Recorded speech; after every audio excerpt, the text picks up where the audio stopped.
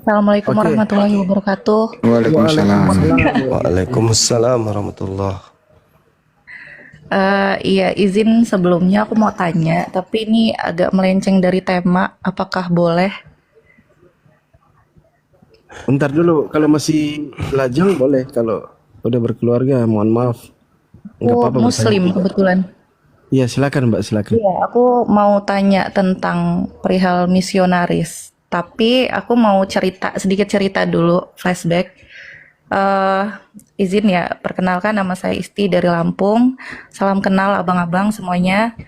Jadi saya itu bekerja di sebuah BUMC, Badan Usaha Milik Chinese, dan direkturnya itu kebetulan beragama Kristen.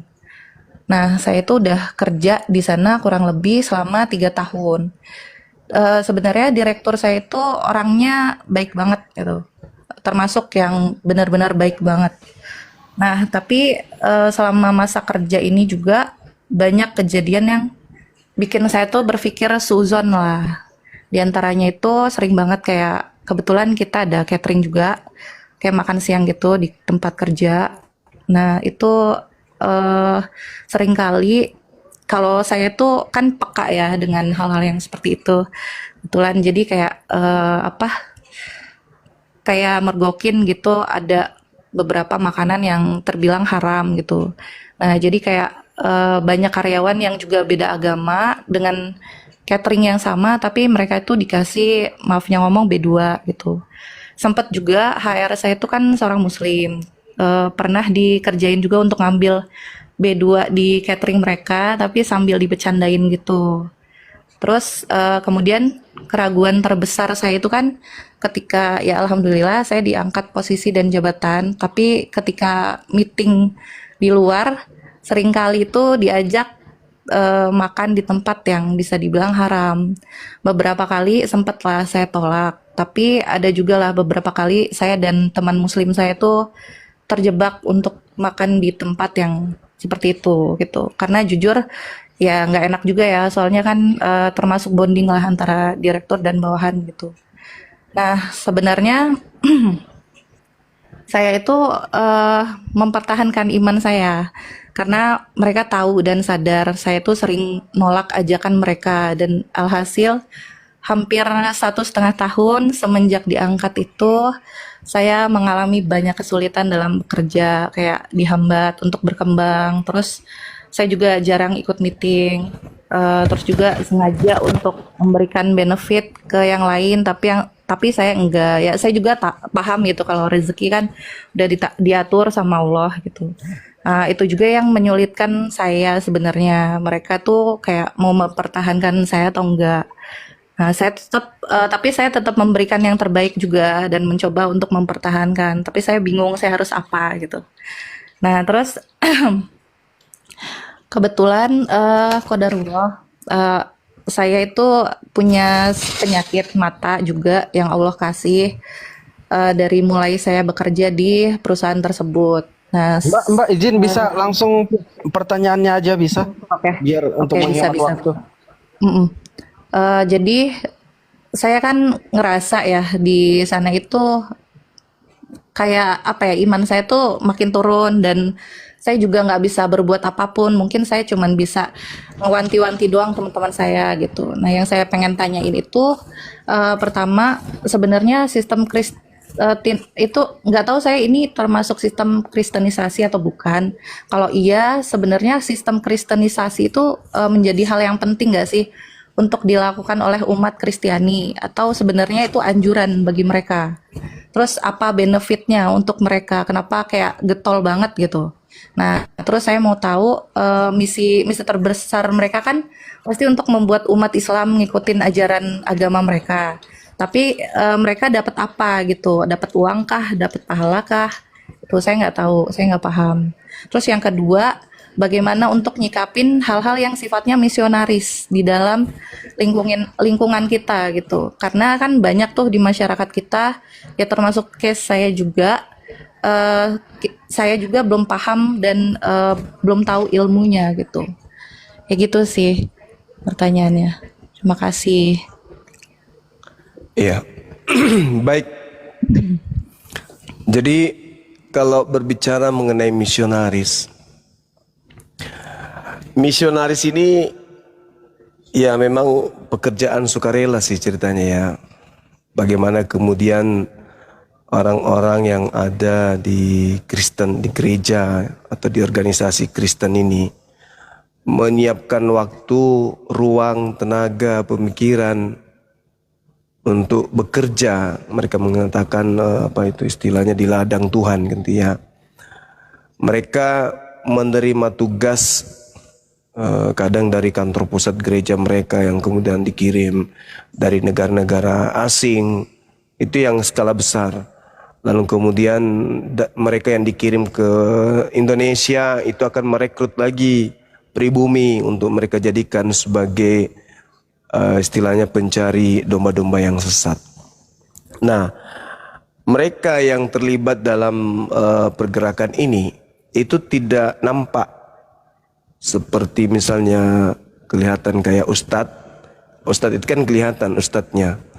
Nah, mereka itu nggak kelihatan. Jadi mereka beroperasi itu melalui apapun, lingkungan masyarakat, di instansi, di rumah sakit dan seterusnya. Di sekolah-sekolah juga demikian. Jadi mereka itu memang punya misi untuk mengkristenkan. Karena itu adalah amanat agung. Jadikanlah seluruh bangsa untuk menjadi pengikut.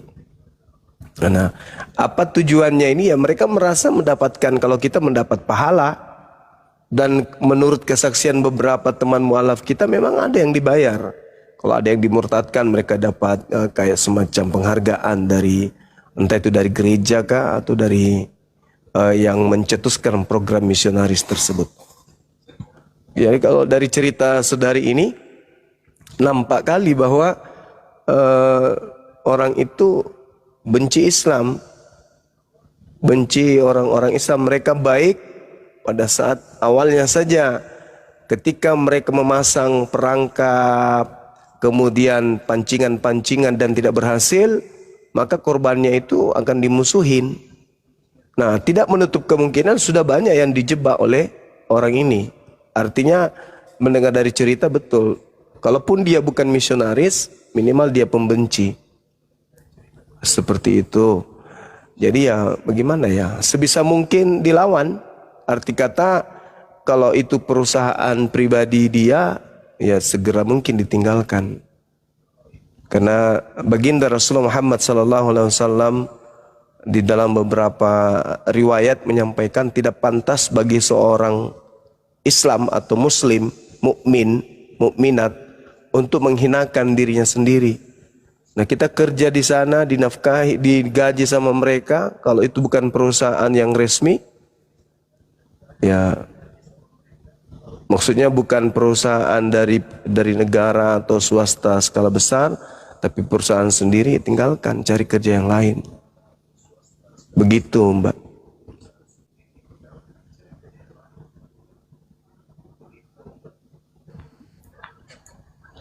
Oke, sebelumnya sih karena tadi dipersingkat, emang kemarin tuh kan sempat galau juga antara ya baik juga, tapi emang udah sholat istikharah juga dan udah menentukan kemarin udah sempat ngajuin resign juga sih dari perusahaan tersebut gitu.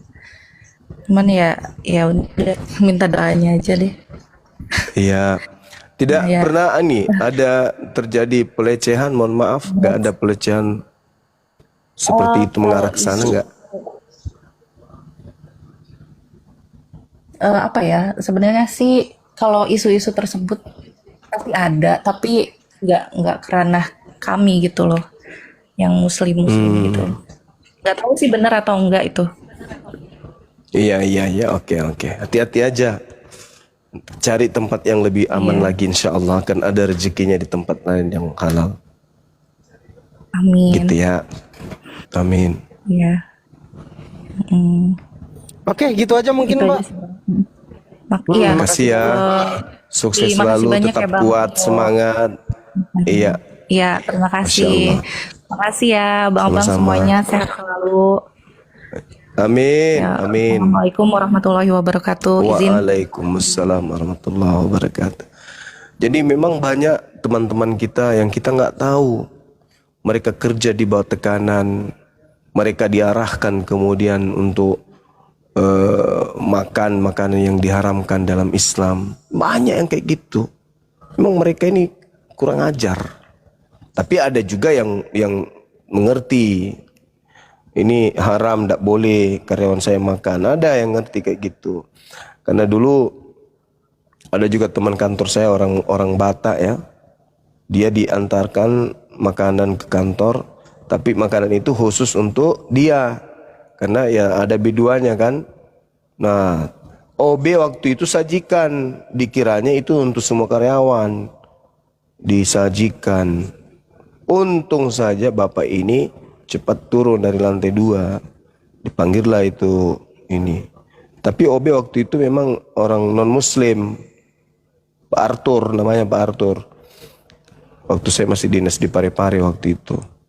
Jadi ditelepon sama teman sesama Batak. Abang, saya titip ya pesanannya, udah ada di dapur tuh, diambil sama office boy. Oke. Begitu turun, abang ini dengan santainya dia ke dapur. Habis itu dia saya dengar beliau, saya habis sholat dengar beliau teriak, dia maki-maki si OB-nya ini. Cuki mai, kata gitu. Dibilangnya. Ternyata setelah saya sholat, ada apa bang? Kok ribut-ribut? Kenapa? Ini si botak, kata dia kan, botak OB saya. Ini si botak ini, botak jahiliyah. Kenapa dia? Masa itu disajikan itu makanan khusus saya itu sudah tahu di sini orang Muslim. Kasih buka semua itu makanan, disimpan di mangkok. Untung belum ada yang makan, kata dia gitu. Nah, itu artinya oh masih ada juga yang menghargai kita gitu. Sempat dimaki itu OB-nya. Ini saya mencari ada seorang wanita yang pakai hijab. Kalau nggak salah dia selalu dialek Malaysia. Biasa beberapa kali naik di komalnya dia. Saya curiga dia itu misionaris. Berpura-pura Islam. Kemudian berpura-pura menyanjung Edis. Pura-pura kemudian paham tentang penjelasan Edis. Pura-pura kemudian takjub. Nah, nanti itu shock terapinya dia seakan-akan buat pesan, saya aja yang berhijab orang Malaysia yang pintar bahasa Inggris aja bisa murtad tuh. Ujung-ujungnya nanti tuh murtad itu. Anunya sandiwaranya tuh. Ujung-ujungnya nanti sandiwaranya itu berujung pada pemurtadan. Nah, itu sandiwara yang dia buat itu. Teman-teman. Jadi jangan mau tonton dia, kalau menyakitkan enggak usah tonton. Enggak perlu ditonton. Setuju. Jadi begini, 67 tahun yang lalu kita semua menyampaikan kepada teman-teman, nggak usah ditonton. Mereka sudah di luar negeri, bebas dia. Sesama Kristen aja banyak yang nggak suka Edis, apalagi Muslim. Nah sekarang pertanyaannya nih, kalau anda Edis itu 20.000 loh. diam dulu sebentar. Kalau Anda menonton Edis, Anda sakit hati, ya silakan nikmati sendiri. Saya mau bertanya kepada netizen semua yang ada di sini. Supaya tidak sakit hati, A. Menonton Edis, B. Tidak menonton Edis. Jawab di bawah. Termasuk aja nih jawab. Supaya tidak sakit hati, A. Menonton Edis, B. Tidak menonton dia. Terima kasih, lanjut. B. Blokir. Oke. Ya, pahamnya aja ya. Udah Azza, gitu aja ya, woi. Azza, buka mute-mu. Udah ya, kayak gitu aja ya. Enggak mau. Aduh, masih mau ngomong ternyata. Namun sudah ada Kristen, jadi saya turunkan dulu Azza ya. Coba renungkan Azza apa yang disampaikan oleh guru-guru kita. Untuk kawan-kawan Muslim juga, saya itu semua akun Edis itu tiap masuk komal saya blok. Karena teman-teman Kristen sendiri yang ngomong di hadapan saya dan hadapan Ustadz Wafi bahwa Edis itu hanya sebatas pelawak Kristen.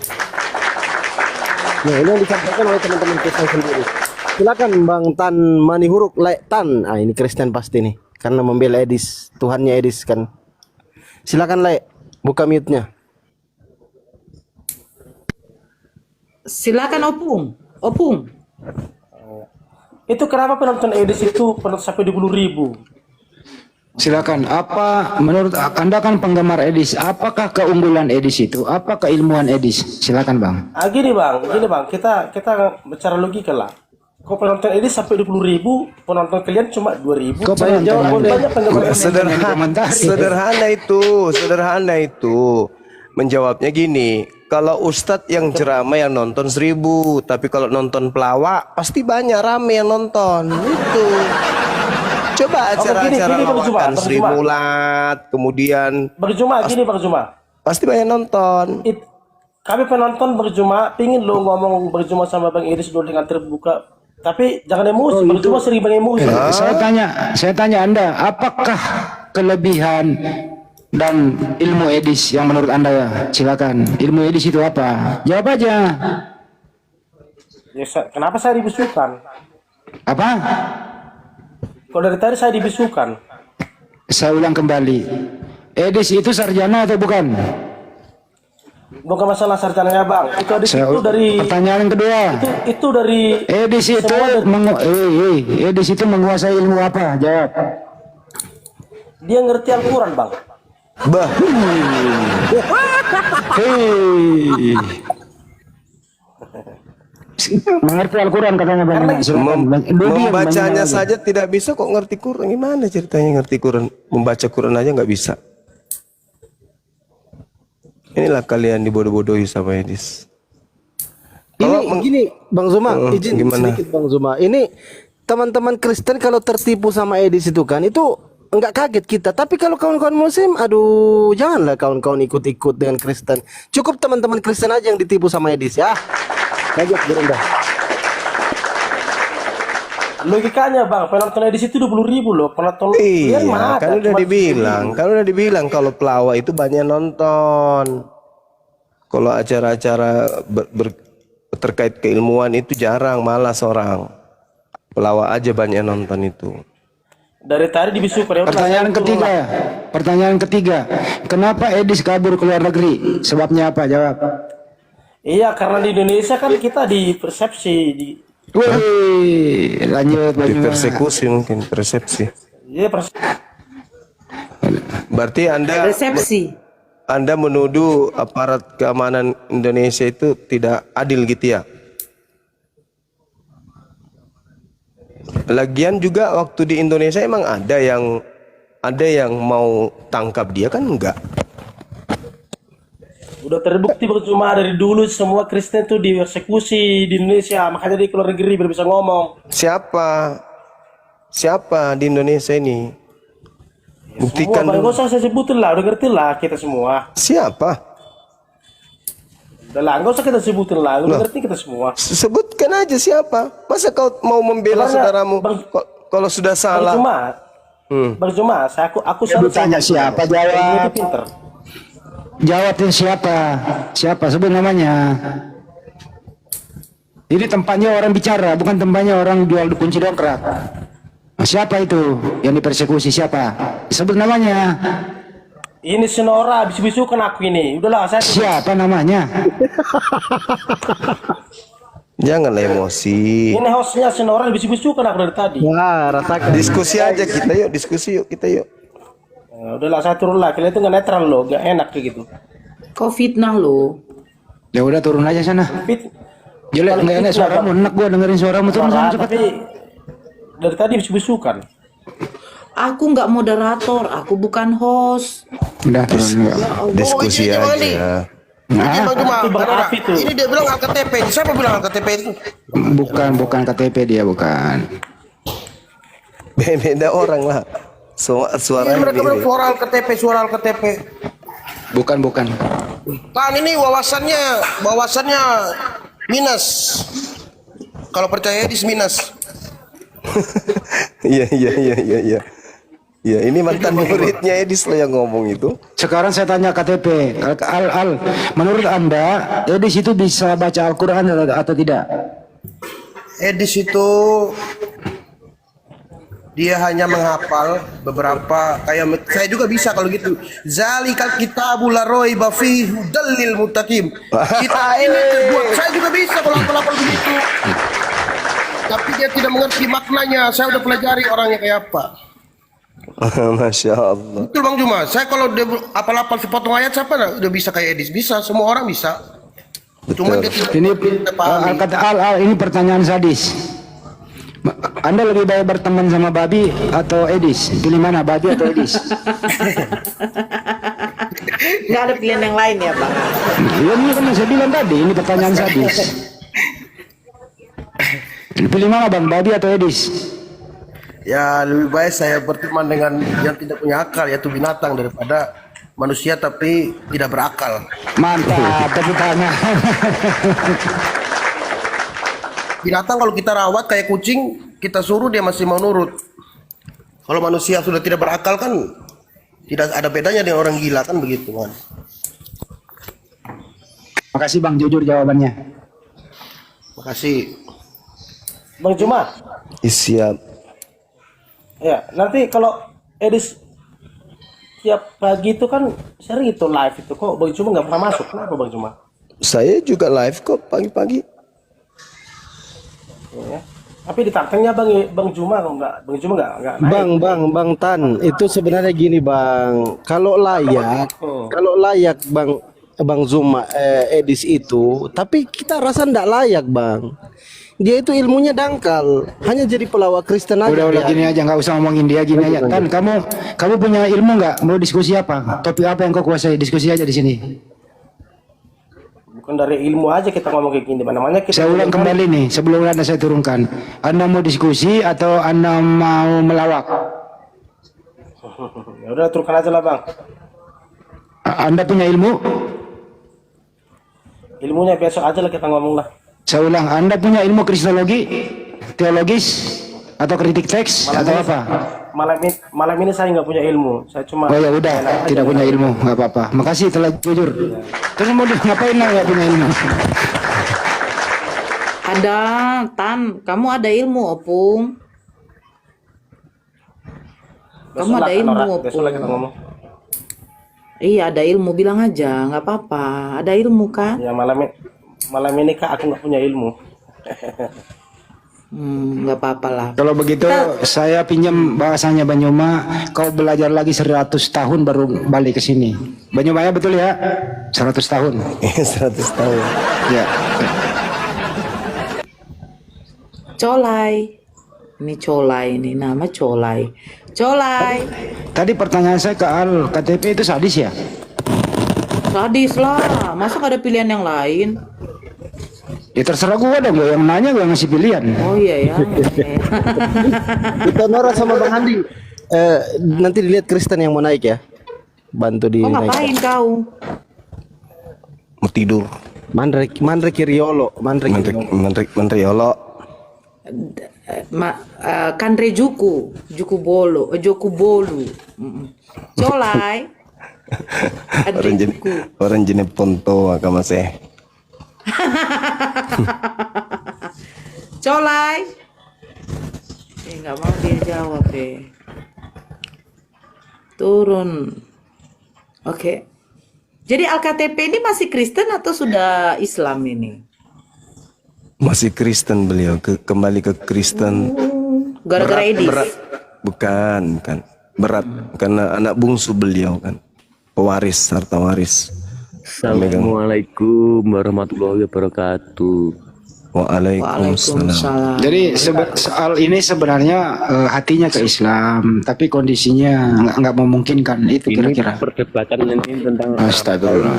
Mbak ini Bang Dimas Kenapa, Pak? Kristen atau Muslim Bang?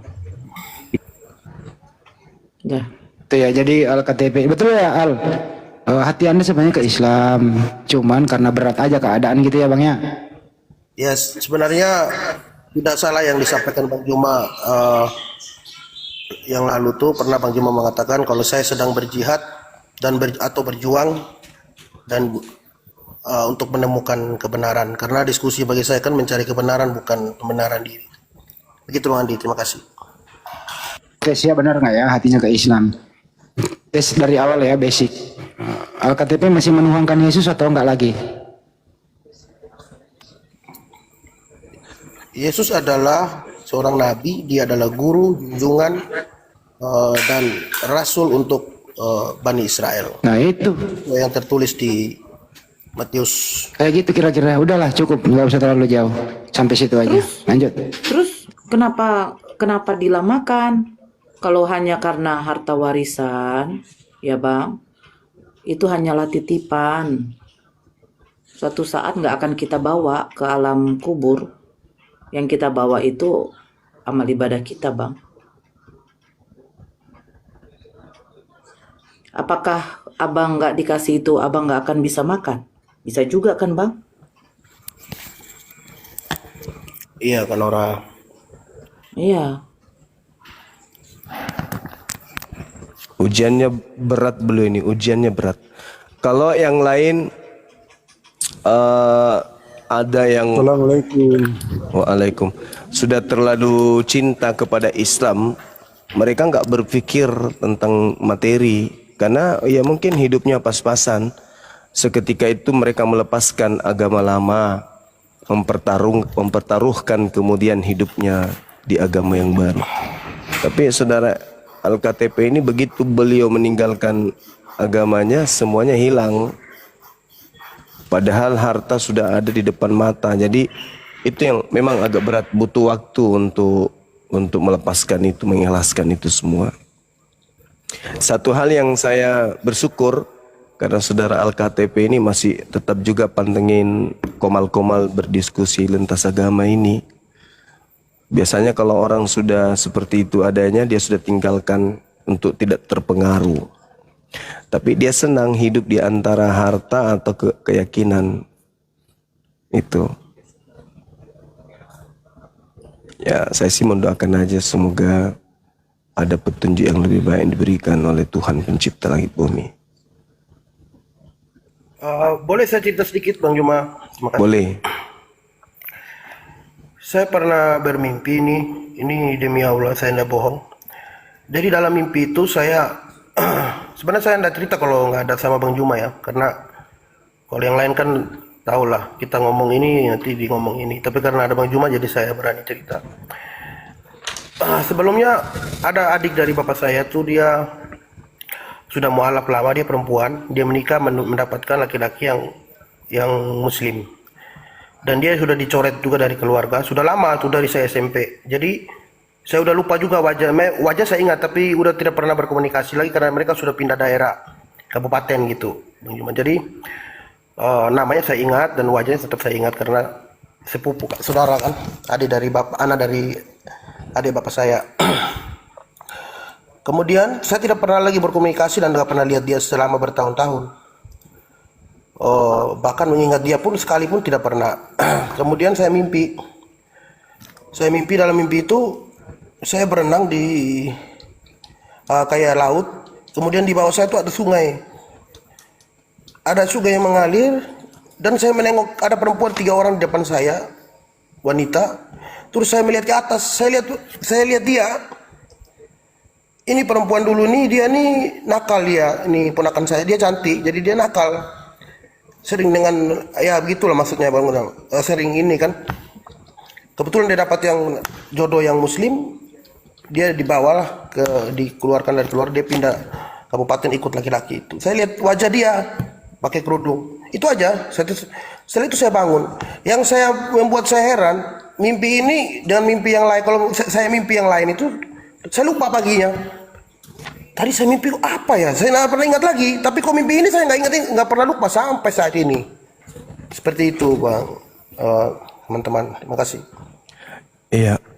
Jadi hidayah itu datang dari apa saja, dari mana saja petunjuk itu ya kan ya. Banyak orang yang kemudian masuk Islam karena mereka mendapatkan petunjuk melalui mimpi. Banyak.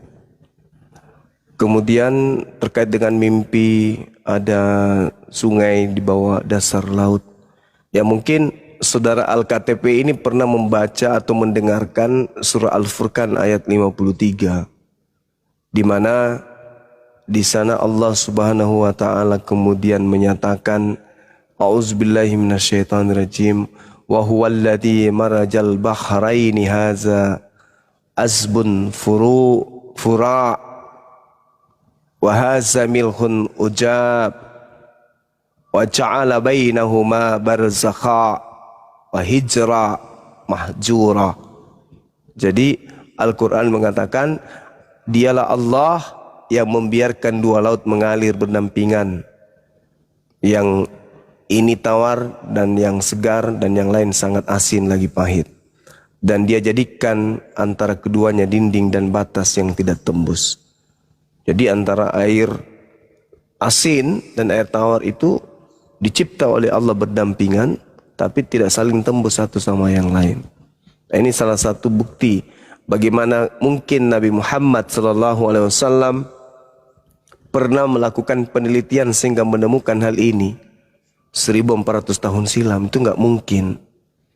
Tapi Rasulullah menjelaskan itu, menyampaikan itu, karena yang menyampaikan ke dia itu adalah Roh Kudus, Roh kebenaran yang menyampaikan itu untuk ia sampaikan kepada manusia. Dan sekarang ini ditemukan itu. Artinya bahwa kalau bukan wahyu Allah, wahyu pencipta langit dan bumi, bagaimana mungkin Nabi Muhammad bisa tahu hal tersebut? Itu bukan 100 tahun lalu, 200, 300, ini 1400 tahun silam. Bagaimana kehidupan manusia pada saat itu, kok dia bisa tahu hal-hal seperti ini? Nah, mungkin itu mimpi ajakan kepada saudara Al-KTP untuk berpikir. Karena hidayah itu macam-macam ya cara datangnya kepada ciptaan. Seperti itu saudara Al-KTP. Baik, terima kasih Bang Juma. Siap. Kemudian saya baca-baca Injil kan, saya baca lagi Injil dan Al-Quran. Ada yang saya ingin tanyakan juga sebenarnya sama Bang Juma. Silakan Bang. Oh baik. Gimana dengan di ulangan 18 ayat 18 Bang Juma? Di situ kayak saya baca-baca itu seperti ada nubuatan tentang kebangkitan. Kemudian apakah itu tentang kebangkitan Yesus? Tapi saya kurang yakin karena setelah saya baca lagi tentang bintang timur itu di mana tadi kemarin saya baca. Itu yang jatuh dari langit kan Lucifer yang ingin menyamakan dirinya dengan Tuhan. Iya.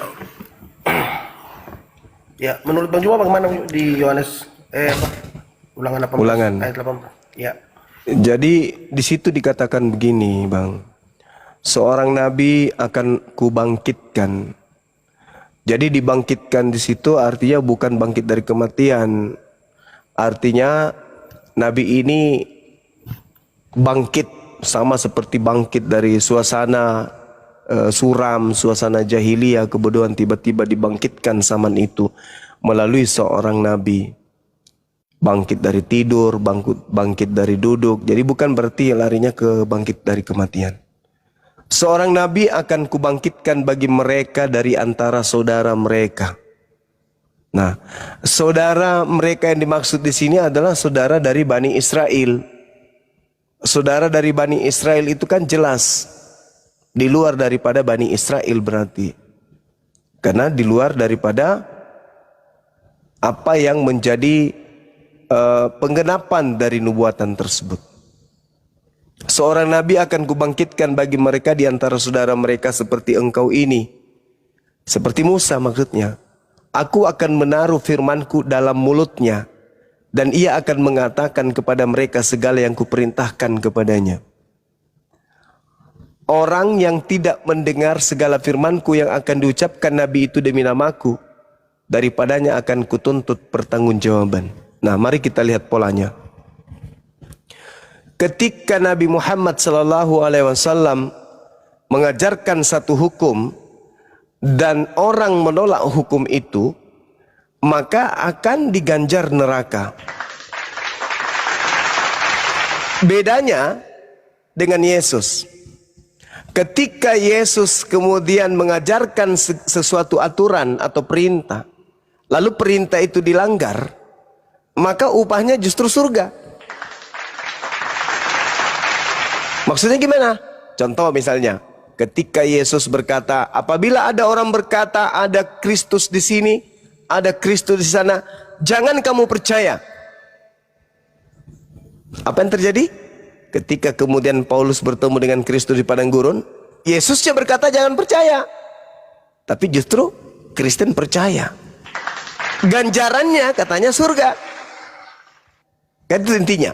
Sedangkan di sini dalilnya jelas dikatakan, barang siapa yang mendengarkan segala firmanku yang diucapkan Nabi itu demi namaku. Kalau dalam bahasa Ibrani-nya itu Bismi Anoki. Bismi Anoki.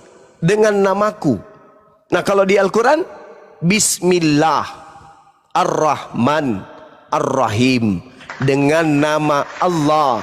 Dengan nama Dia yang maha pengasih lagi maha penyayang. Tuh kenanya di Al-Quran.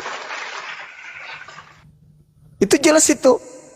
Artinya ketika dikatakan Nabi itu mengucapkan ucapan atas namaku, coba kalau di Al-Quran itu kan atas nama Al-Quran, atas nama Allah semua kan.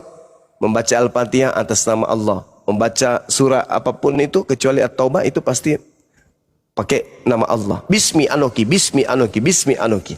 Al-Quran yang menggenapi. Sedangkan Nabi Muhammad tidak pernah membaca kitab ulangan.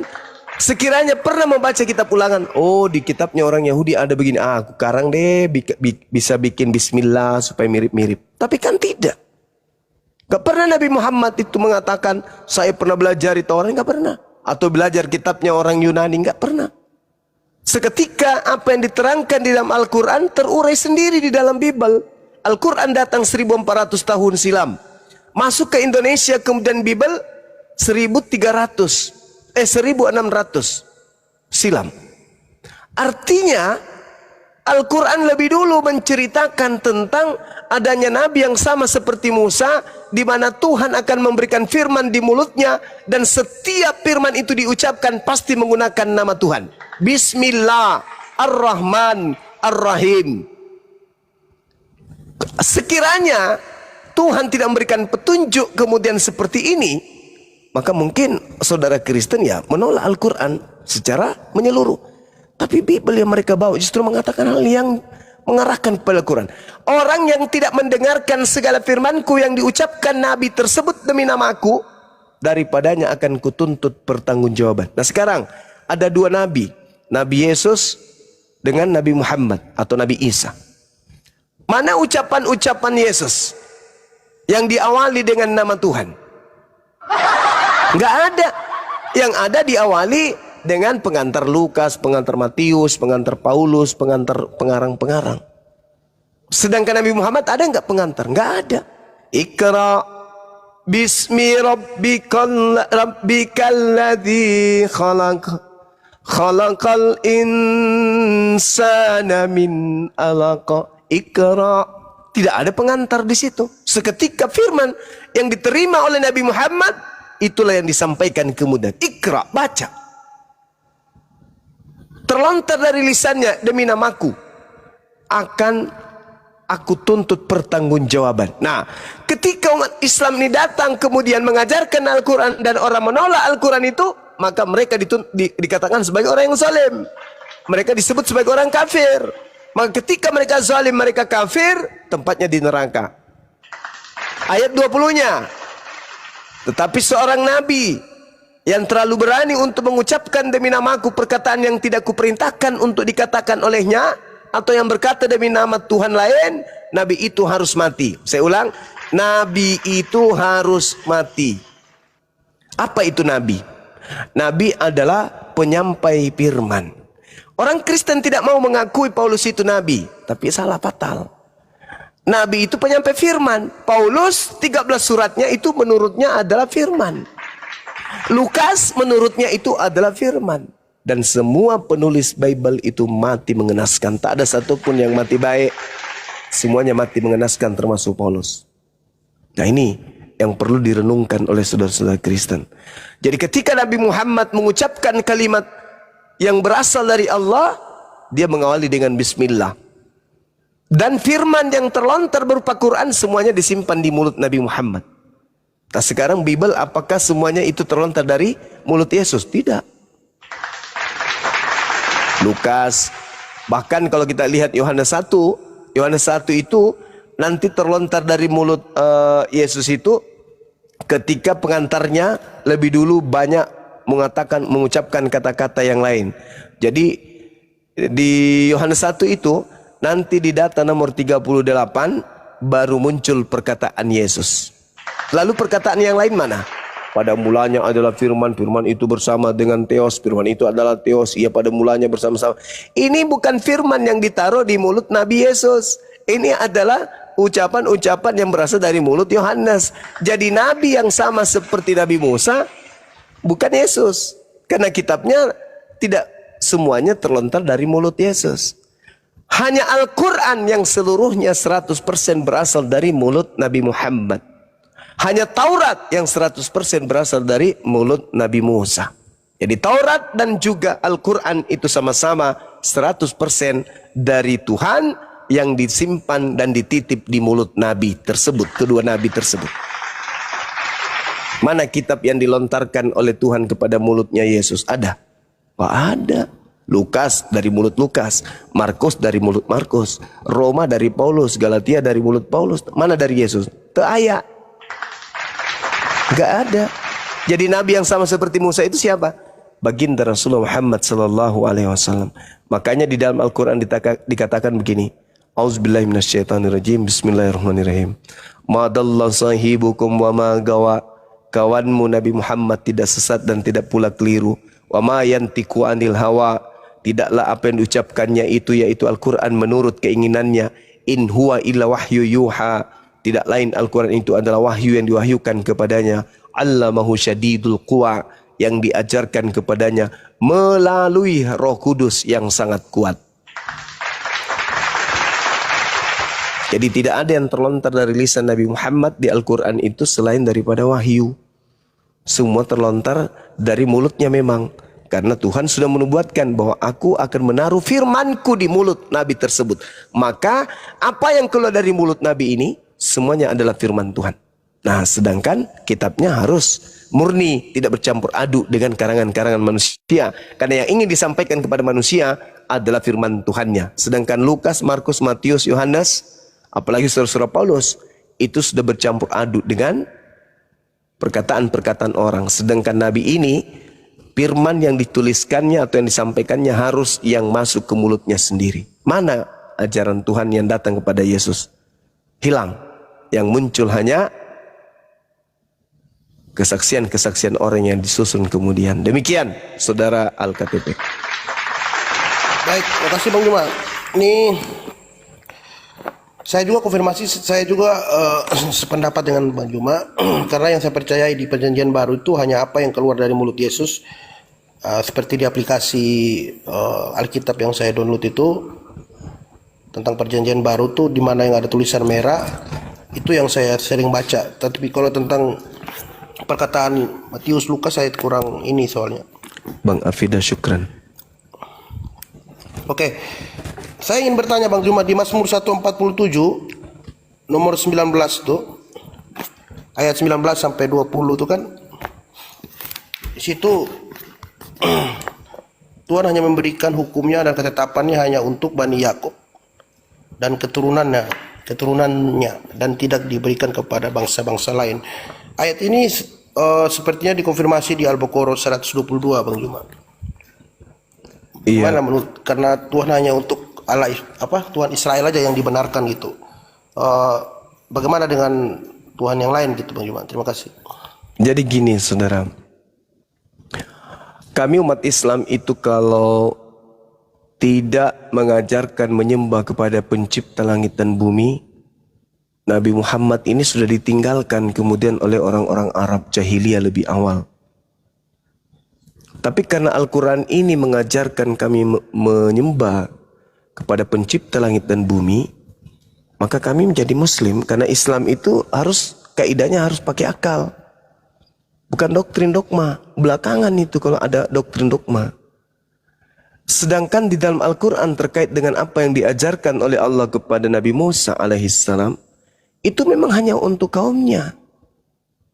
Qala ya Musa inni stafaituka 'alan nas birisalati wa bikalami fakhuz ma ataituka wa kum minasyakirin.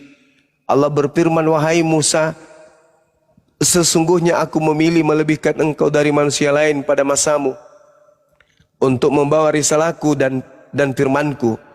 Sebab itu berpegang teguhlah kepada apa yang aku berikan kepadamu, dan hendaklah engkau termasuk orang-orang yang bersyukur.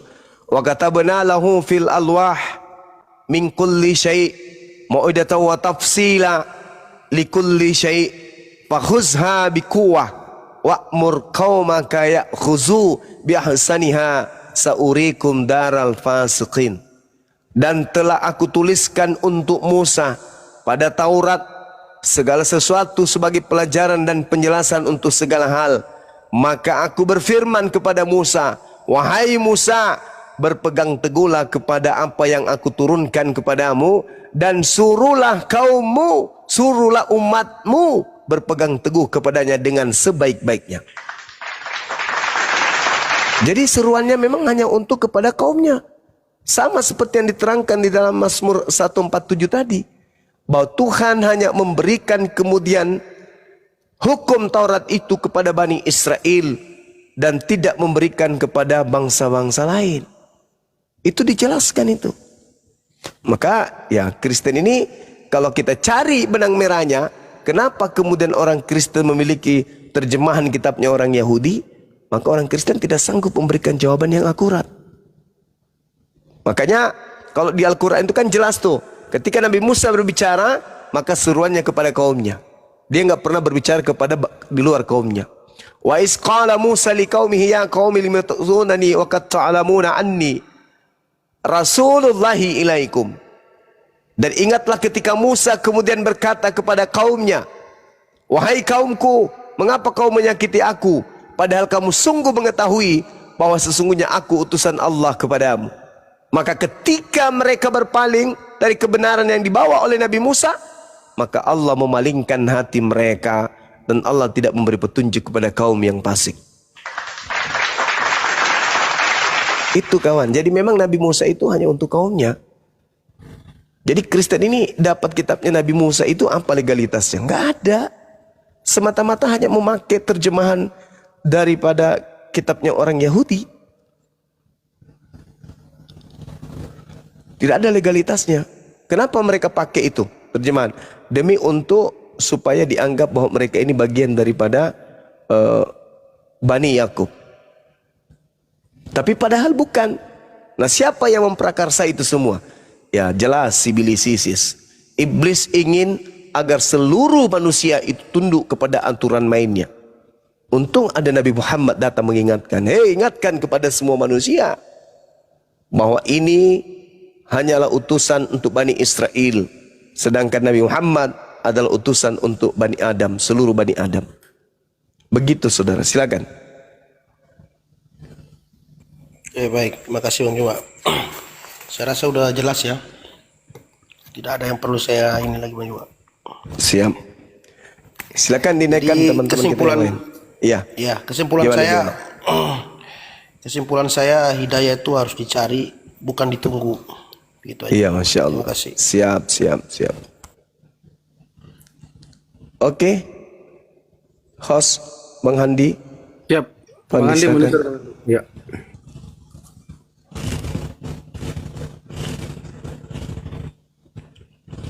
Silakan teman-teman Kristen yang lain ya, kalau mau naik bincang-bincang santai dengan Bang Zuma, silakan kirim permintaan. Tema kita Islam adalah pembela Yesus Kristus. Yesus yang asli ya, bukan yang palsu. Silakan teman-teman Kristen, kami kasih kesempatan untuk teman-teman Kristen naik untuk dialog, diskusi, bertanya, silakan. Nanti kalau teman-teman Kristen mau naik, kirim permintaan tuh tekan 1 ya. Silakan teman-teman Kristen. Ntar saya besarin dulu ini, biar kelihatan kursinya. Saya enggak besarin Bang Zuma ya teman-teman, nanti kena lagi akunnya, takut saya. Karena tinggal akun ini. Teman-teman yang belum follow silakan di follow Bang Zuma ya. Silakan di follow. Yang Muslim kalau bisa standby, kasih kesempatan teman-teman Kristen untuk naik. Kita sapa dulu. Oke, Bang Anjas Kristen atau Muslim, Bang? Islam Bang. Mohon maaf. Oke, izin saya turunkan ya. Makasih. Assalamualaikum warahmatullahi wabarakatuh. Waalaikumsalam warahmatullahi wabarakatuh. Izin kawan-kawan Muslim kalau bisa standby, kasih kesempatan teman-teman Kristen untuk naik. Yang Kristen silakan ya, kalau mau bertanya boleh, mau dialog boleh, silakan. Teman-teman Kristen, silakan.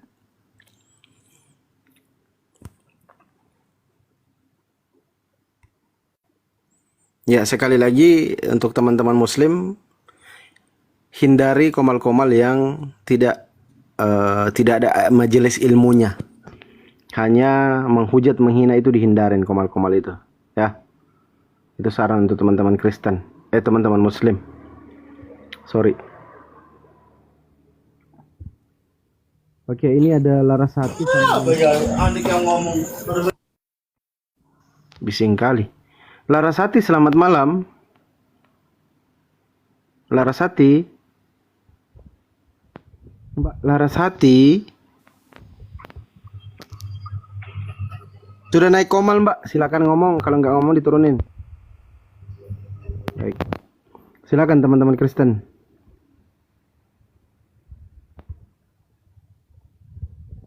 Yuk, masih ada beberapa kursi kosong. Oke, saya izin turun, host. Bang Juma, makasih. Bang Andi. Siap, makasih Bang. Siap. Ya. Makasih banyak. Anak Teos. Oke, silakan. Mana yang teman-teman Kristen? Ayo. Nggak usah takut kirim permintaan ya. Masih bisa teman-teman Kristen kalau mau naik bertanya. Dialog boleh, bisa. Bertanya boleh.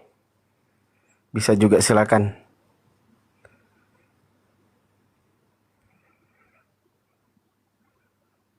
Enggak berisik Bang. Bang Sule tempatnya berisik. Mau naik apa juga kalau Muslim Bang. Tempatnya bising kali.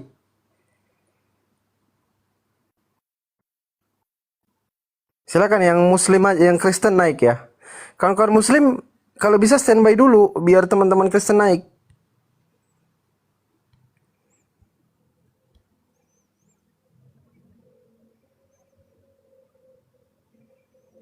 Oke, Bang Kekan Dadar. Kristen atau Muslim, Bang? Bang Kekan Dadar.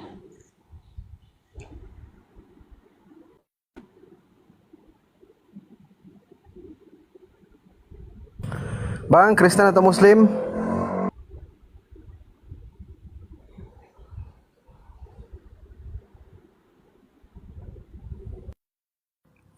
Oke, ada yang Muslim, yang Kristen lagi yang mau naik, silakan. Hasibuan, oke, Hasibuan. Oh, Muslim juga ini.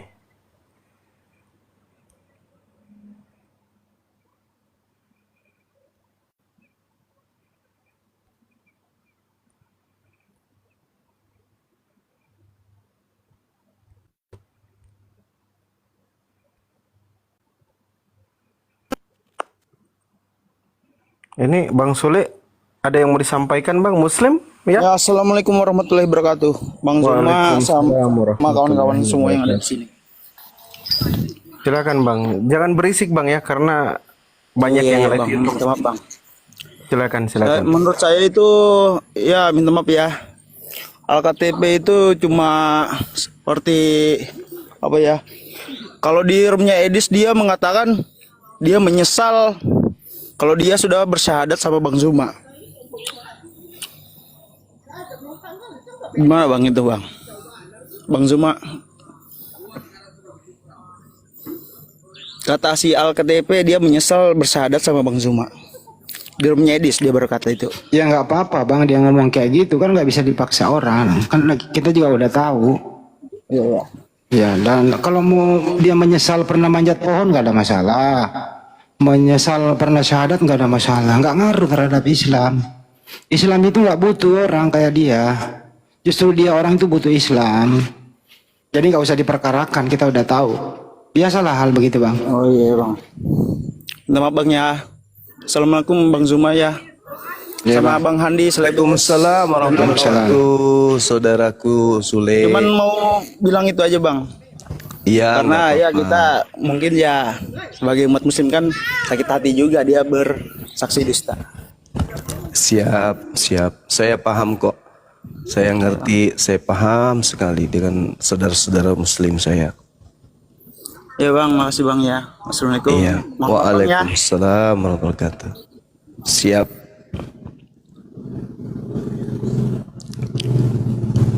Jadi tujuan kita Lanjut Jadi Bang. tujuan kita itu diskusi apologi Islam Indonesia bukan menghakimi, bukan memaksa, tapi edukasi dan berbagi.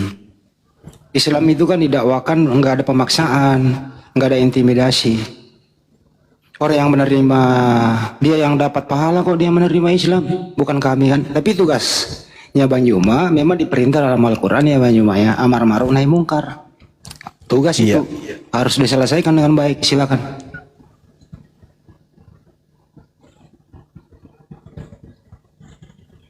Yang Kristen nggak ada yang kirim permintaan. Banyak yang Muslim aja. Ya, Minawati. Waduh, apa nih? Doubling pula. Minawati. Habis angkat dumbbell saya ini keringat saya. Siap. Pokoknya siap, gue mau gedein lengan gue lagi, kembali seperti dulu. Pokoknya lihat nanti Banyuma nanti lihat bulan 9. Wih, kalau gede nanti tangannya Banyuma sama tanganku. Umur boleh tua, tapi tetap harus seger itu badan. Betul. Oke, Minawati nggak ngomong ya, saya turunin. Silakan teman-teman Kristen mungkin ada yang berkenan untuk dialog. Kalau nggak mau dialog bertanya aja, nggak apa-apa. Bang Saif, Kristen Muslim Bang Saif. Bang Saif. Panggilan ketiga, Bang Saif. Buset. Panggilan terakhir aja udah panter. Enggak ada kutunggu Bang dia. Ada kutunggu. Dulu ada kenal Banyuma ya. Dari Sulawesi ya. Panter. Pokoknya kalau kau panter panggilan terakhir itu. Coba kita naikkan lagi. Ini ada Bang Her. Muslim, Bang Alim. Muslim. Baikkan aja satu-satu siapa tahu ada masalah apa gitu. Baik.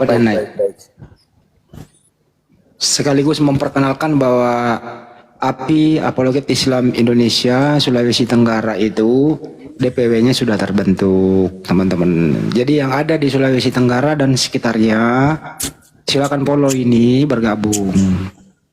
Gitu ya. Itu kira-kira teman-teman yang ada di Sultra ya. Sultra itu di mana? Pusatnya? Ya pusatnya di Sultra. Wah ada ini I believe Jesus. Dia percaya Yesus sebagai apa nih? Silakan. Ah ini Basri dulu ini. Basri dari tadi minta naik. Bang Basri kan Muslim. Silakan Bang. Ada yang mau disampaikan? Iya bang, salam toleransi sebelumnya bang. Oke. Silakan Bang. I believe Jesus. Anda percaya Yesus. Yes. Silakan. Percaya Yesus sebagai apa Bang? Silakan. Islam membela Yesus. Sebenarnya harusnya Islam membela Yahudi dan Yesus sebenarnya. Sebenarnya jangan cuma Yesus. Karena kalau saya lihat di dalam firman Tuhan ya, dalam Mazmur 147 ayatnya 19, di situ dikatakan bahwa Allah telah menurunkan segala ketetapan dan hukum-hukum, termasuk 10 hukum Taurat, dan itu juga yang boleh dikata diambil oleh umat Muslim ya. Dan itu jelas bahwa hukum Allah itu ditetapkan daripada bangsa-bangsa Yahudi sebelum ke bangsa-bangsa yang lain. Karena bangsa-bangsa lain tidak mengenal aku dengan ketetapan-ketetapanku. Itu boleh dibuka bang, kalau bisa dibantu dibuka. Di dalam Mazmur 147 ayatnya yang ke-19 dan ayatnya yang ke-20. Poinnya apa Pak? Ya? Poinnya apa? Ya poinnya seperti itu karena di sini Islam membela Yesus. Ini Oke, ya. terima kasih. Poinnya seperti itu berarti Anda tadi udah ngomong sebelumnya. Silakan Banyuma. Poinnya seperti yang tadi. Ya udah gantian ya. Iya ya. Iya, Jadi konsentrasi kita di sini membela Yesus itu maksudnya segala fitnahan yang dilontarkan kepada Yesus ini itu dibela, dalam arti kata membantah.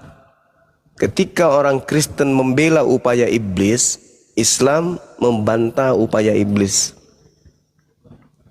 Maka saudara harus Anda paham bahwa Yesus yang suci ini ketika datang di tengah-tengah Bani Israel, beliau itu datang tidak seorang diri, tetapi beliau datang bersama dengan kemuliaan Tuhan. Sehingga mustahil kemuliaan Tuhan itu bisa kemudian terhina. Itu pasti tuh. Tuhan selalu mempersamai Yesus. Yohanes 8:29.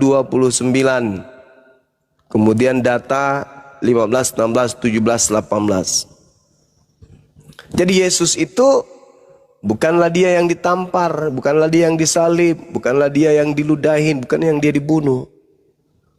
Yesus itu senantiasa diselamatkan oleh Tuhan. Ketika ada upaya kemudian untuk menyalib dirinya, membunuh dirinya, Pencipta yang mengutusnya senantiasa menjadi tempat perlindungannya, sehingga Yesus selalu dilindungi. Jadi nggak ada itu kematian bagi Yesus. Yesus itu sampai hari ini masih hidup. Yang mati itu pengganti Yesus, bukan Yesus yang mati. Tapi Yesus palsu yang kemudian juga menggunakan nama Yesus. Begitu saudara. Oke, boleh tanggapi ini Bang Muslim? Silakan. Iya, kalau itu menurut saya itu adalah narasi yang diberikan oleh umat Muslim. Jadi di sini kenapa Allah sendiri berfirman ya akan datang di dunia menyerupai umat manusia. Jadi kalau kita baca di dalam Keluaran, di dalam Keluaran 19 ayatnya yang ke-23, ketika Allah berbicara kepada Musa di Gunung Sinai, dia mengatakan bahwa pasanglah batas sekeliling gunung itu dan nyatakanlah itu kudus, dalam artian bahwa tidak ada satu orang pun ya umat Yahudi itu bisa menyentuh Gunung Sinai karena gunung itu kudus. Ketika Allah turun berbicara langsung kepada Musa, ya, ketika hukum Taurat itu dinyatakan di tengah-tengah bangsa Israel. Nah, jadi ketika kalau Allah sendiri yang turun ke dalam dunia, maka musnahlah dunia ini karena dunia ini penuh dengan dosa. Bagaimana Allah menyatakan dirinya di tengah-tengah manusia? Harus datang sama seperti seorang manusia. Dia menyatakan dirinya di dalam diri Tuhan Yesus itu sendiri. Karena di dalam perjanjian lama saja Allah itu bercakap-cakap dengan nabi yang dia ingini, termasuk Musa ketika dia menurunkan 10 hukum Taurat. Ya, dia mengatakan bahwa pasanglah pagar.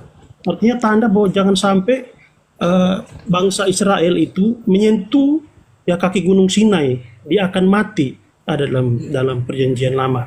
Seperti itu Bang Suma. Kalau Allah sendiri yang turun, musnahlah kita, karena kita adalah umat yang berdosa. Sehingga bagaimana caranya?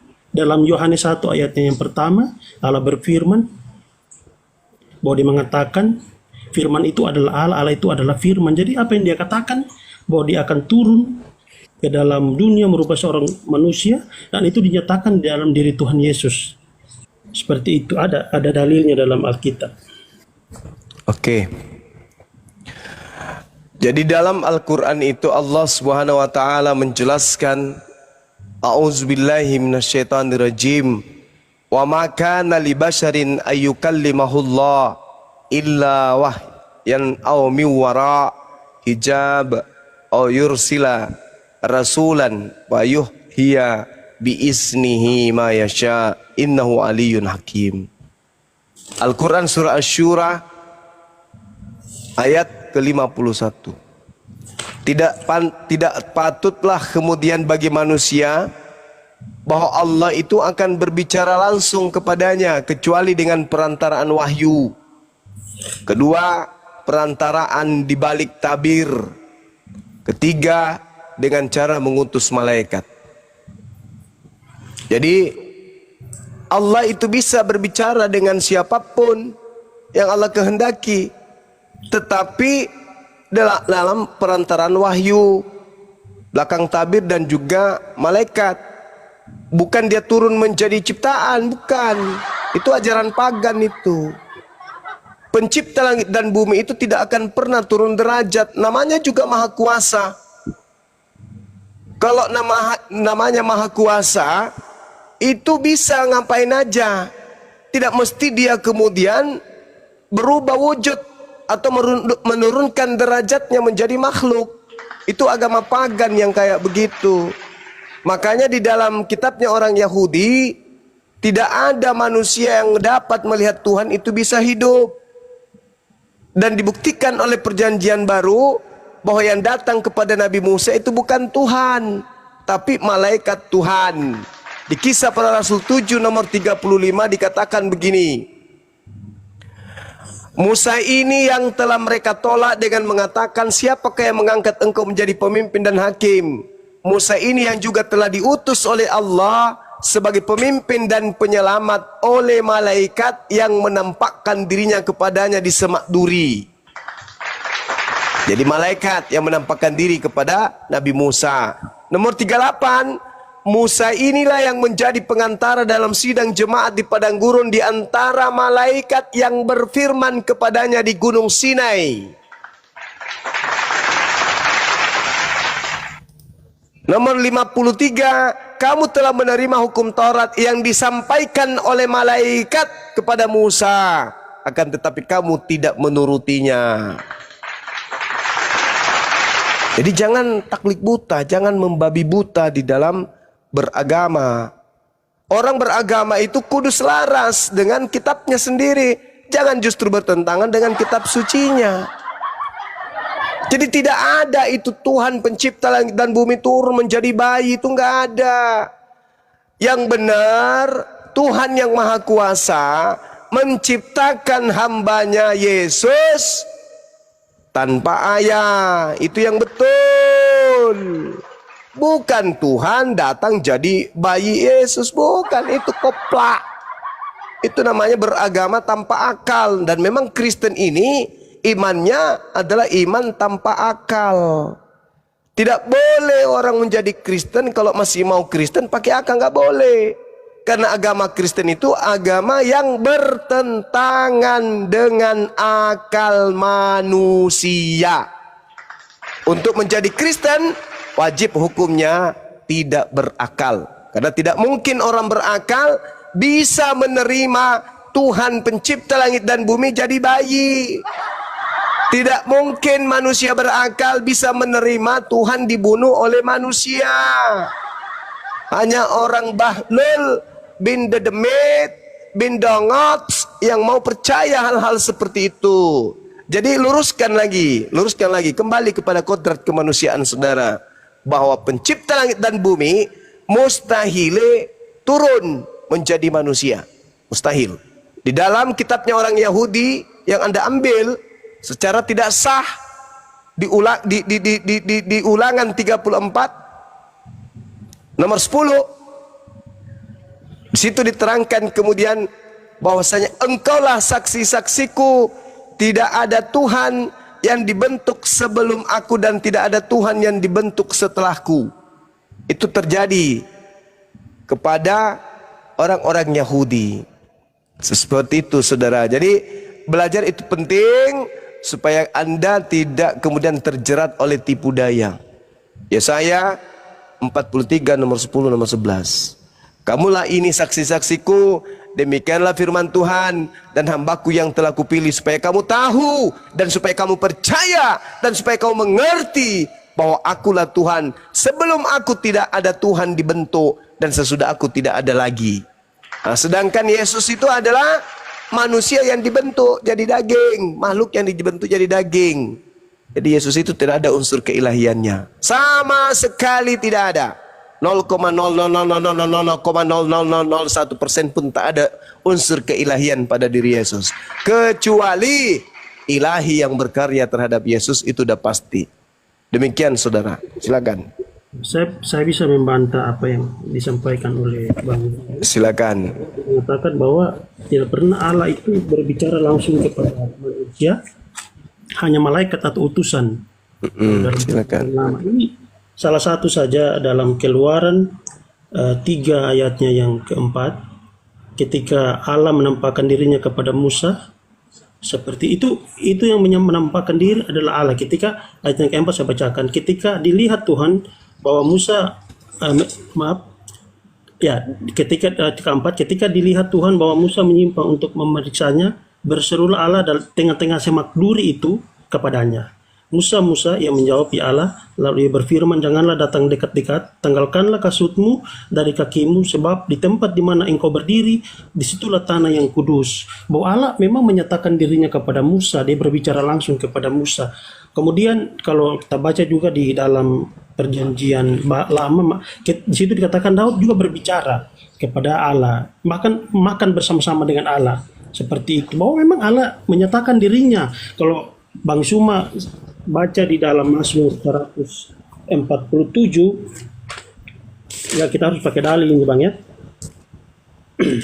Di dalam 147 ayatnya yang ke-19 dan ayatnya yang ke-20. Di sini memang betul-betul menjadi dasar bagi kami sebagai orang Kristen. Di sini dikatakan, dia memberitakan firman-Nya kepada Yakub, ketetapan-ketetapannya dan hukum-hukumnya kepada Israel. Ia tidak berbuat demikian kepada segala bangsa, dan hukum-hukumnya tidak mereka kenal. Haleluya. Di sini jelas bahwa bagaimana hukum-hukum itu hanya diturunkan kepada bangsa Yahudi, dan bangsa-bangsa lain tidak mengenal. Bagaimana bangsa-bangsa lain mengenal hukum Taurat? Ya? Termasuk Muslim, ya, termasuk Muslim dan termasuk Kristen dan bangsa-bangsa yang lain, itu melalui Yesus Kristus. Dia memberitakan kepada murid-muridnya untuk pergilah dan jadikanlah semua bangsa muridku. Di situ kita mengenal yang namanya Injil, kebenaran itu sendiri. Ya, contoh seperti bangsa Arab sendiri ya. Dulu kan menyembah berhala, patung batu. Kemudian bangsa Indonesia juga dahulunya menyembah pohon. Karena kami dan kita semua tidak mengenal siapa Tuhan yang sebenarnya. Jadi Tuhan yang benar itu hanya Tuhan yang berasal dari bangsa Yahudi. Dan seperti firman Tuhan mengatakan, ketetapan-ketetapannya dan hukumnya itu berasal kepada Israel. Dia tidak berbuat demikian kepada segala bangsa, dan hukum-hukumnya tidak mereka kenal. Nah, seperti itu Bang Zuma. Ya, itu dasar seperti itu. Oke, baik. Jadi kalau Tuhan yang benar itu Tuhannya orang Yahudi, ya jangan jadi Kristen. Karena orang Yahudi tidak menuhankan Yesus. Itu dulu. Belajar lagi. Kemudian, saudara harus paham tuh. Ketika Anda membawa data Mazmur 147, di situ apa yang disebutkan? Yakub dan Israel. Beritakanlah Injil kepada seluruh makhluk. Emang yang diberitakan kemudian oleh Kristen itu adalah ketetapan Tuhan kepada Yakub? Kan bukan. Yang diajarkan Kristen itu kan surah-surah Paulus. Hukum-hukumnya kepada Israel. Anda ngerti Israel enggak? Anda ngerti Yakub enggak? Tuhan memberitakan firman-Nya kepada Yakub, ketetapan-ketetapannya dan hukum-hukumnya kepada Israel. Tuhan tidak berbuat demikian kepada segala bangsa, dan hukum-hukumnya tidak mereka kenal. Berarti ada apa? Kenapa ada kitabnya Yahudi di Kristen? Anda sendiri yang bawa data ini, Anda sendiri yang melanggar. Hukum yang datang kepada Yakub, ketetapan hukum yang datang kepada Israel, Tuhan tidak berikan, tidak berlakukan kepada bangsa-bangsa di luar mereka. Jadi Yesus yang mengajarkan, pergilah ke seluruh bangsa, jadikanlah seluruh bangsa di pengikutku. Itu bukan Yesus. Karena yang asli mengaku aku diutus hanya kepada domba yang hilang dari umat Israel. Domba yang sesat dari umat Israel. Itu dalil. Maka yang datang untuk mengajarkan dirinya kepada seluruh bangsa itu bukan Yesus lagi. Itulah yang dinubuatkan Yesus asli. Waspadalah kepada penyesat yang datang dengan memakai namaku dan berkata, akulah Kristus. Dia akan menyesatkan banyak orang. Banyak orang ya, seluruh bangsa. Itu yang dinubuatkan kemudian, saudara. Jadi kalau Anda mengatakan bahwa Tuhan itu pernah datang, bicara begini, begono dan begitu, Yesus sendiri berkata, Bapa yang mengutus aku, dialah yang bersaksi tentang aku. Kamu tidak pernah mendengarkan suaranya, rupanya pun tidak pernah kamu lihat. Yesus loh yang berkata demikian. Lalu kemudian di dalam kitab yang Anda pegang, kan sudah dikatakan bahwa Tuhan tidak pernah membentuk diri. Kalau Tuhan berfirman kepada para nabi, tadi kan saya sudah membaca ayatnya. Wa ma kana li basharin ayyukallimahullahu illa wahya aw min wara hijab aw yursila rasulah. Kan saya sudah bacakan. Tidaklah patut bagi manusia berbicara langsung kepada pencipta langit dan bumi, melainkan melalui 3 cara. Yang pertama melalui pewahyuan, yang kedua di belakang tabir, yang ketiga dengan cara mengutus malaikat. Jadi kalau yang berbicara kepada Nabi Daud, mungkin wahyu, mungkin juga melalui tabir, mungkin juga melalui malaikat. Dan apesnya ketika Anda mengatakan Nabi Musa pernah bertemu langsung dengan Elohim, apesnya di dalam Kisah Para Rasul 7 itu loh, ternyata yang berfirman kepada Yesus itu bukan Elohim tapi malaikat. Dalil. Jangan Anda bantah kitab Anda sendiri. Boleh tanggapi ini, Bang? Silakan. Iya. Kalau Abang mengatakan bahwa di Kisah Para Rasul bahwa malaikat, ya, malaikat yang berbicara langsung. Kalau kita baca di dalam Kisah Para Rasul 9, Kisah Para Rasul 9 ayatnya, saya harus buka data. Ketika Paulus itu bertemu dengan Tuhan Yesus seperti kilat cahaya, itu ada. Itu iblis. Enggak, sabar. Ya, Kisah Para Rasul ketika Rasul Paulus bertobat, ya, di sini. Di sini dia menampakkan diri, ya, ayatnya keempat. Dalam perjalanannya ke Damsyik, ia sudah dekat kota itu, tiba-tiba cahaya memancar dari langit dan mengelilingi dia. Dia rebah ke tanah dan kedengaran oleh suara yang berkata kepadanya, Saulus, Saulus, mengapa engkau menganiaya aku? Ini bukan iblis, Bang. Jawab Saulus, siapakah engkau Tuhan? Katanya, akulah Yesus yang kau aniaya itu. Ini di sini bukan berbicara iblis, Bang. Lalu kemudian, tetapi bangunlah dia dan pergilah ke dalam kota, di sana dia akan dikatakan kepadamu apa yang harus kau perbuat. Nah, seperti itu, bahwa bukan hanya di perjanjian lama Allah itu menyatakan dirinya kepada nabi-nabi yang diinginkan, ya, untuk menyampaikan kebenaran apa namanya? Dari mana Anda tahu kalau itu Yesus asli?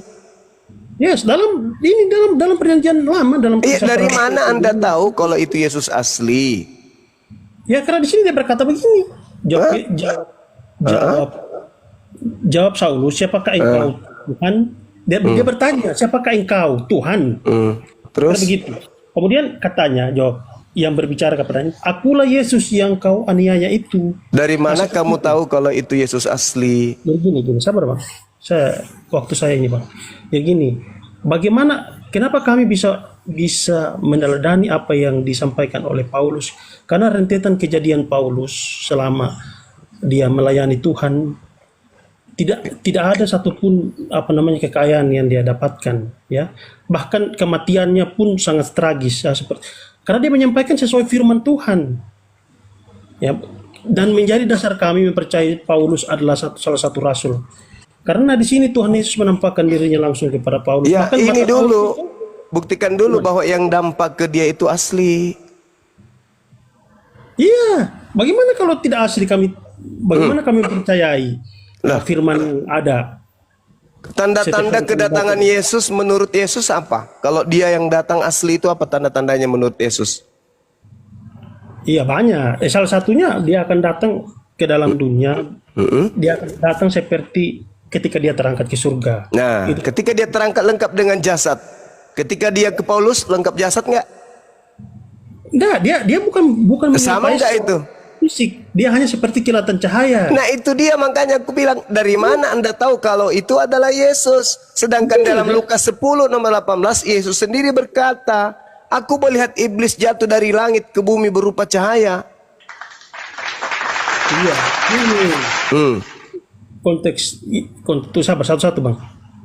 Iya, saya hanya minta bukti kalau itu Yesus asli. Apa buktinya? Begini bang. Ya, dalam perjanjian lama saja Allah ketika Allah menampakkan diri kepada Musa itu berupa nyala api. Dan itu tidak menutup kemungkinan ketika seperti firman Tuhan dalam Kisah Para Rasul ketika Yesus berpikir, karena dia mengatakan begini, jawab Saulus, siapakah engkau? Tuhan? Dia mengatakan Tuhan. Kemudian dia berkata, akulah Yesus yang kau aniaya itu. Tidak ada seorang iblis yang mengatakan, akulah iblis yang kau aniaya itu. Ya, bagaimana mungkin dia mengaku iblis? Anda percaya enggak kalau Yesus berkata kepada muridnya Bani Israel, waspadalah kepada Kristus palsu yang datang kepadamu. Hah? Anda percaya? Ya, saya percaya. Apa pesan Yesus? Apa pesan Yesus? Percaya atau jangan percaya? Gini, waspada. Bahwa kami mau. Iya, ketika ada yang mengaku akulah Kristus, pesan Yesus kepada muridnya agar muridnya percaya atau jangan percaya. Gimana bang?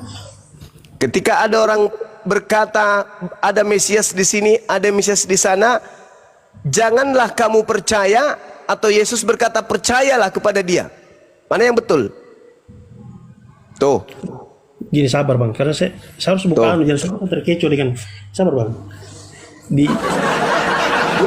Kamu yang mengecoh dirimu sendiri. Ya sabar bang. Tuh dalilnya tuh.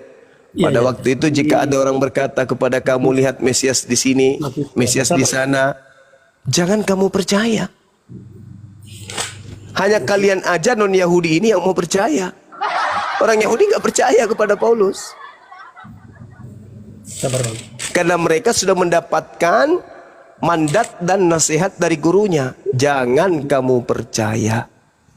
Matius 24 ayatnya keberapa? 23 sampai 27. 24, 23 sampai ayatnya ke 27. Iya. Matius berapa bang? 24 Matius 24 ayatnya ke 23 sampai 27. 27. Iya. Oh ya, ini memang iya bang. Kalau ini temanya ya berikut siksaan yang berat dan Mesias. Yes. Mengingatkan kita bahwa akan datang Mesias palsu yang kita atau Bani Israel. Di sini Yesus datang ini bukan hanya kepada Bani Israel. Oh, enggak. Yesus menasihatkan itu ucapannya kepada Bani Israel atau kepada kita? Ayo. Nah, gini. Ini ketika Yesus kepada orang-orang di Y2 apa maaf. Yudea. Berarti bukan kepada kita kan? Nah, konteksnya begini, Bang. Dalam perjanjian lama ini kan Yesus datang itu konteks. Itu doktrin lagi tuh, ajaran sibilisis itu. Jangan ke situ dulu, buktikan dulu bahwa yang datang ke Paulus ini adalah Yesus yang asli. Kalau kamu bisa menjelaskan itu Yesus asli dan tidak terbantahkan kemudian oleh Yesus, maka Anda boleh mengajarkan semua doktrin-doktrin dari barat tersebut. Dosa waris lah, numus dosa lah. Tapi kalau tidak bisa Anda loloskan yang datang kepada Paulus itu sebagai Yesus asli, maka semua yang Anda ajarkan, gereja ajarkan, pendeta ajarkan, semuanya palsu. Tolong buktikan kalau yang datang kepada Yesus Paulus itu adalah yang asli. Silakan. Iya, kalau yang abang sampaikan firman Tuhan ini dari ayat ke-23 sampai ayatnya yang ke-28, itu benar memang bahwa Yesus mengatakan waspada kepada Mesias yang palsu. Mesias itu mungkin ada di sini dan mungkin juga ada di sana. Dan jangan kamu percaya karena Yesus mengatakan jangan percaya. Sesuai firman-Nya ini, sesuai firman yang di sini. Jangan lari dari firman ini karena Yesus sudah mengajarkan. Kamu yang lari kawan, bukan saya yang lari. Kamu yang lari. Catatan yang harus Anda pahami itu, baca nomor 3-nya. Di situ murid-murid Yesus datang kemana? Kemana dia pergi? Di Matius 24 nomor 3 itu kemana dia pergi? Bukit? 23. Nomor 3 bang. Iya. Di mana dia pergi? Ya. Ketika Di Yesus Bukit? Bukit Zaitun. Bukit Zaitun, bukan di Indonesia. Dengar dulu. Nah, ya, silakan, Harus silakan. dudukkan perkara itu pada tempatnya. Ketika murid-muridnya datang, ketika Yesus dia sedang duduk di Bukit Zaitun, murid-muridnya datang bercakap-cakap dengan dia secara pribadi. Apa yang dikatakan oleh muridnya kepada Yesus? Guru, katakanlah kepada kami, bila manakah itu akan terjadi, dan apakah tanda kedatanganmu dan tanda kesudahan dunia? Apa kata Yesus? Tanda kedatanganku apa? Matahari menjadi gelap, bulan tak bercahaya, bintang-bintang berjatuhan, kuasa-kuasa langit akan berguncang, anak manusia akan nampak di langit, seluruh manusia di bumi akan meratap, dan seluruh manusia akan melihat anak manusia tersebut. Apakah itu sudah terjadi? Tidak. Berarti yang datang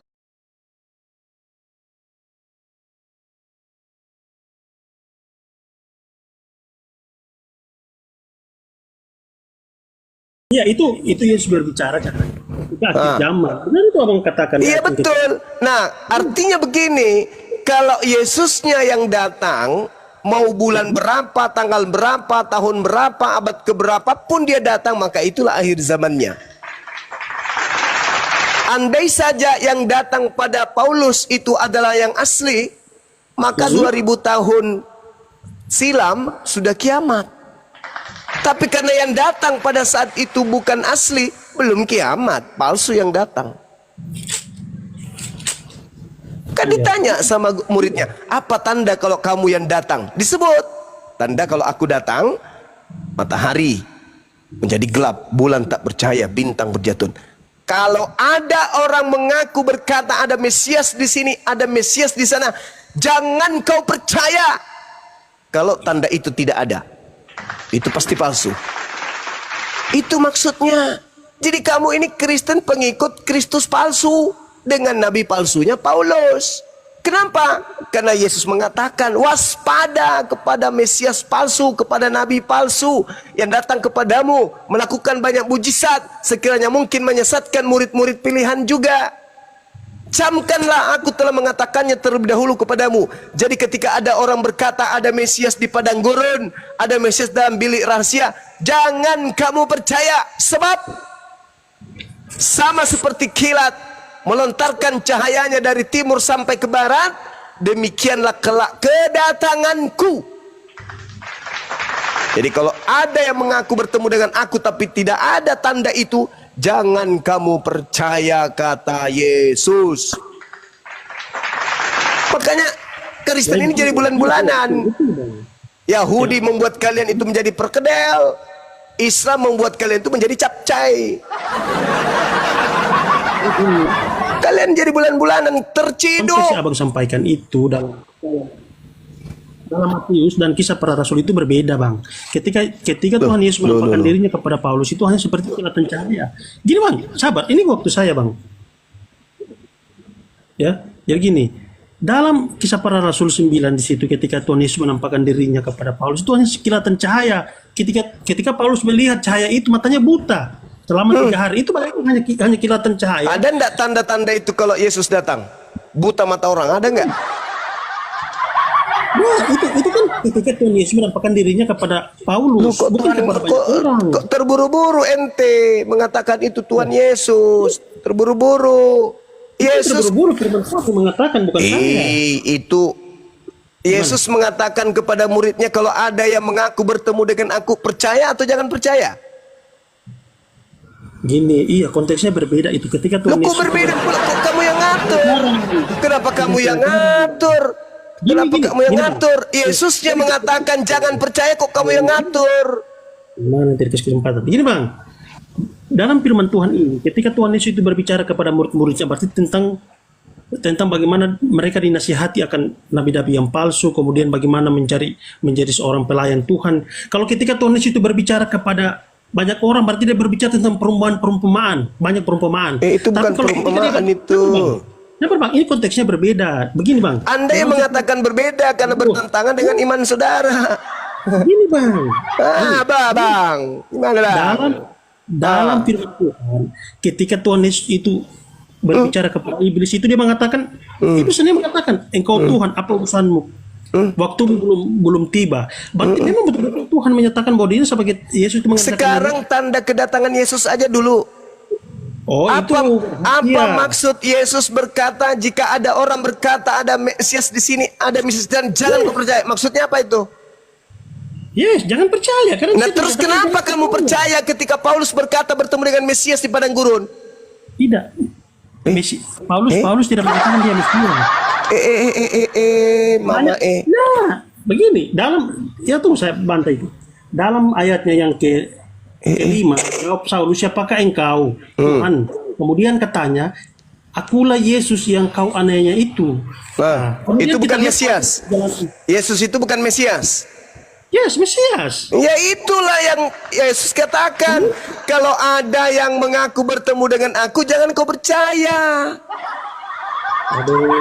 Iya, begini, Bang. Aduh, turunkan saya dulu deh. Aduh, sudah selesai. Enggak, nanti naik lagi kena pelanggaran tadi, Bang. Oh gitu. Jadi- Coba difokuskan Bang di warning Yesus itu tadi, Bang. Betul. Matius 24:23 kan Yesus warning. Bro, kami nunggu Bang Juma, bro. Hormat sama Bang Juma ya. Ya, Jadi gini, tanda-tanda kedatangan Yesus itu apa sih, Bang, bro? iya, itu terdapat dalam perjanjian lama ketika Jangan di situ tadi. Maaf, Yang dibacakan maaf, Bang Juma, maaf, dengarkan maaf, dulu, maaf, Bang. Bang. Ya, maaf. Tanda-tanda kedatangan Yesus itu apa aja yang terjadi? Coba. Bang, saya buka dulu ya. Karena saya harus pakai dalil, Bang. Tadi dalilnya udah dibacain loh itu. Ada Bang Juma naik. Cuma sederhana pertanyaan, tanda-tanda kedatangan Yesus apakah sama tanda-tanda waktu Paulus ketemu Yesus? Kan itu topiknya. Silakan Bang Juma naik lagi. Yesus berkata kepada muridnya, bukan Kristen. Kristen itu kelompok luar, sekte Kristen itu beda. Yesus berkata kepada muridnya, jadi apabila ada orang berkata bertemu dengan Mesias di sini, bertemu dengan Mesias di sana, jangan kamu percaya. Paulus berkata, aku bertemu dengan Mesias di sini di padang gurun. Apa pesan Yesus? Percaya atau jangan percaya? Iya, Bang, begini. Betul itu Abang sampaikan itu. Nah Tapi sekarang ketika kemudian Paulus datang mengatakan, aku bertemu dengan Yesus di padang gurun loh.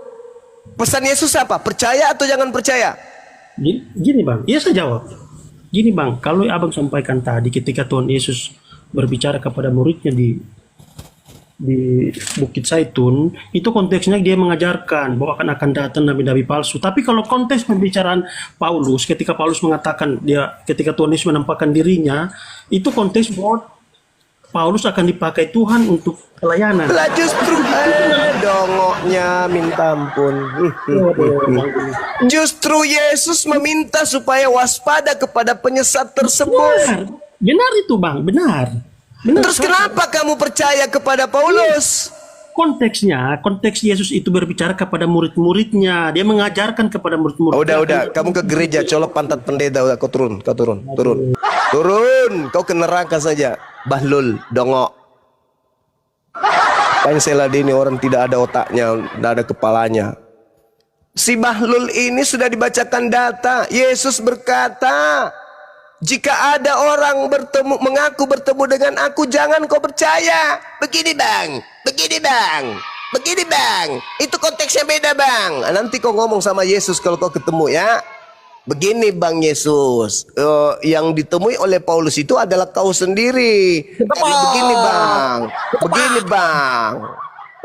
Dongok. Makanya kurangi makan asu supaya otakmu itu cemerlang kayak otak manusia, jangan kayak otak asu. Udah jelas-jelas dikasih data, begini bang. Dongok. Orang kalau makan singkong jangan kulitnya yang dimakan, isinya. Makan nasi itu juga jangan dedak yang dimakan, isinya, berasnya yang dimakan. Inilah akibatnya. Yesus jelas-jelas berpesan, kalau ada orang mengaku bertemu dengan aku, Apapun itu mereknya, pokoknya dia mengaku bertemu aku, jangan kau percaya. Sebab nanti aku datang itu ketika disertai dengan tanda-tanda ini. Matahari gelap, bulan tak percaya, bintang berjatuhan, kuasa langit berguncang. Itu, kalau itu terjadi, itu baru kau percaya, itu aku. Dompala. Kalau itu tidak terjadi, mau siapapun dia mengaku-ngaku, aku bertemu dengan Yesus di pohon, aku bertemu dengan Yesus ketika tahajud, aku bertemu dengan Yesus ketika aku sholat, aku bertemu dengan Yesus ketika aku umroh. Jangan kau percaya. Itu bukan aku. Udah 2 kali, 3 kali, 4 kali, ini ke-6 kalinya. Begini bang, begini bang. Udah revisi dulu Bible kau itu, revisi dulu. Menurut mereka Pak Juma, penafsirannya dia, khusus percakapan Yesus dengan muridnya di Bukit Zaitun, ini dia percaya. Tapi kalau ada orang lain seperti Paulus, itu beda konteks. Gitu. Dong pelakar do bab lama. Tolong kama. Makanya kurangi makan berdua kawan. Yang terlalu makan membabi.